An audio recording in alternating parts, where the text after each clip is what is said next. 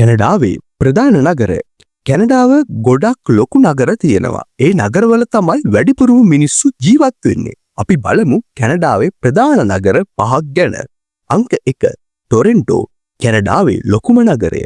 ව්‍යාපාරවල මූලස්ථාන මෙහි තියෙනවා. විවිධ ජාතීන්ට අයත් මිනිසුන් ජීවත් වෙනවා. අංක 2 මොන්ට්‍රියල්. කැනඩාවේ දෙවැනි විශාලතම නගරය. ප්‍රංශ සංස්කෘතියේ බලපෑමක් තියෙනවා. කලාත්මක දේවල් ගොඩක් දක්නට පුළුවන්. අංක 3 කල්ගරි.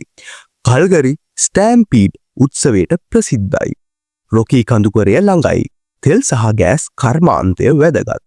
අංක 4 ඔටාවා. කැනඩාවේ අගනුවර. පාර්ලිමේන්තුව සහ රජය ගොඩනැගිලි තියෙනවා. කෞතුකාගාරත් මෙම නගරේ ගොඩක් දක්නට ලැබෙනවා. අංක 5 වැන්කූවර්. මුහුදු වෙරළේ තියෙන ලස්සන නගරයක්. චිත්‍රපට හදන කර්මාන්තයක් මෙම නගරේ දියුණුයි. අවසාන වශයෙන් මේ තමයි කැනඩාවේ ප්‍රධානතම නගර 5. මේ නගරවල ගියොත් කැනඩාවේ විවිධත්වය අත්විඳින්න ඔයාටත් පුළුවන්.